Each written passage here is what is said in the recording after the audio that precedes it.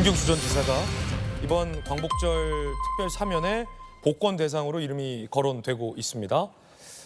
사실상 많은 언론에서 김경수는 이번에 복권된다 라는 보도가 오늘 나와서 이 소식 전해드리겠습니다. 김경수 복권 소식부터 만나보시죠. 법무부 사면심사위에 광복절 특별 사면 복권 대상자 명단 중 김경수 전 경남지사, 조윤선 전 정무수석이 들어가 있습니다. 정부 입장에서는 화합 차원에서 이 여야 인사들을 사면과 복권해주겠다라는 것으로 밝힌 것으로 나와 있고요. 13일 국무회의에서 최종 확정되면 피선거권이 회복되고 선거 나올 수 있어요. 당장 다음 지방선거와 다음 대선에 바로 출마가 가능한 상황입니다. 그래서 민주당 내부에서 친명이냐 비명이냐에 따라서 다른 반응이 나오고 있습니다. 민주당 관계자 A. 이미 이재명 대표가 주류가 됐다. 복귀해도 자리 없다. 방 없다.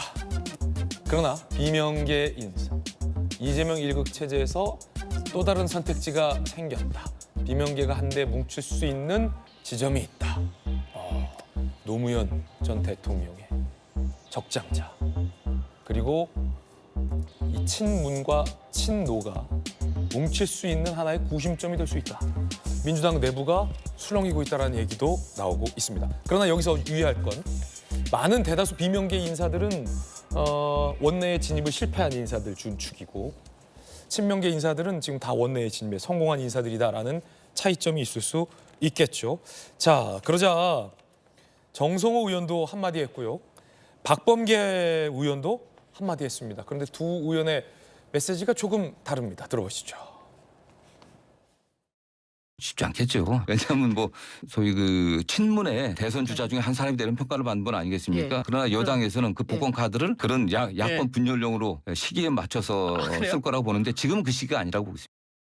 이제는 사면 복권을 할 때도 되지 않았는가 하는 그런 생각이 듭니다. 포용하는 정치, 통합의 정치란 차원에서는 저는 이제는 얘기할 때가 됐다, 해줄 때가 됐다는 생각이 듭니다. 그러니까 민주당 내부에서 당장 박범계 의원과 또 정성호 의원의 반응이 다릅니다. 복권을 해달라는 건지 복권을 하면 이거 야권 분열용으로 복권하니까 이게 반갑지 않다라는 건지 의견이 좀 달라요. 김우식 교수님. 예. 반기는 분도 있고 그다지 반기지 않는 분도 있는 것 같기도 하고 아닌 것 같기도 하고. 사면복권이라고 하는 대통령의 고유 권한을 민주당 내에서 복잡한 내부의 권력 공학적으로 또 권력 투쟁의 일환으로 계산하는 건 제가 보기 좋아 보이지 않고요. 뭐 사실 아까 박범계 의원 말씀이 맞다고 봐요. 이게 사면복권을 할 때 정치인을 포함을 하게 되면요. 그동안 관례가 대통령이 그 권한을 사용할 때 대통령이 정치인 이번에 포함합시다라고 결정하면 여야가 똑같이 넣어야 됩니다. 네네. 그래서 비서실장을 통해서 야당에게 누구를 했으면 좋을지 추천해달라고 이야기를 해요. 그게 관례입니다. 근데 지금 확인되는 바로는 민주당에서는 전혀 그런 움직임이 없었다는 거 아닙니까? 네. 이제 그런 걸 보면 아마도 이재명 일극 체제에서 김경수 전 지사의 복권에 대해서 아직은 시기상조라는 의견이 있긴 있는 것 같아요. 친명계 주류는 네. 김경수의 지금 복권이 반갑지 않을 수도 있다. 뭐 그럴 수 있는 것 같아요. 근데 대통령 입장에서 사면권 할 때 우리 쪽에 조윤선 장관을 사면하면 네. 그 정도 중량감 있는 야당에서 하는 게 지금까지 관례였어요. 네. 민주화 이후에 항상 그렇게 해왔습니다. 그리고 시민단체에서도 누구누구 복권해달라고 또 제청을 하기도 해요. 그래서 그렇기 때문에 민주당이 조금 더 열린 마음으로 당 내부의 뭐 정치공학적 계산은 나중에 하시더라도 김경수 후보, 김경수 지사 2년 살고 나왔고 지금 해외 유학 중인데 들어와서 복권의 길을 열어주는 거야. 정치인으로서 다시 한번 자격증을 주는 거 아니겠어요? 저는 충분히 가능한 이야기라고 생각하고 그렇기 때문에 아마 이번에 8.15 때 대통령도 그런 의미에서 정치적인 포용의 입장에서 한 것 같은데 네. 문제는 이제 복권 이후죠. 복권 이후에 민주당 내 과연 김경수 효과가 조그만 파장으로 끝날 것인지 아니면 이 호숫가에 돌 던졌을 때 이 파장이 갈수록 커질 것인지 그건 뭐 민주당에서 대응해야 될 문제라고 생각합니다. 네. 복권 얘기가 막 나오고 있을 때 정성호 의원은 이거 야권 분열용이다라는 얘기를 했는데 야권 분열용. 야권이 분열이 됩니까? 분열은 지금 힘들 것 같습니다. 이미 그 일반적인 상황이었으면 이미 분열을 일어나고도 모자랐을 지경인데 대통령께서 너무 독주 체제를 일삼고 계시고 저희는 거의 전투 체제로 있기 때문에 지금 상황에서 분열은 좀 어려울 것 같습니다. 그러나 이렇게 양 분단이 지금 이렇게 극한의 대립을 하는 것처럼 보이는 이유는 복권은 해줬으면 좋겠는데 의도는 불순하다 이 정도로 볼 수는 있을 것 같습니다. 당연히 복권을 해주면 좋죠. 다양한 지도자들이 나와서 본인의 역량을 이렇게 평가받는 것은 민주주의의 바람직한 역할을 하는 것이라고 보는데 대통령의 의도는 너무나도 불순하다라고 생각을 하게끔 만들어 놓은 상황이라는 겁니다.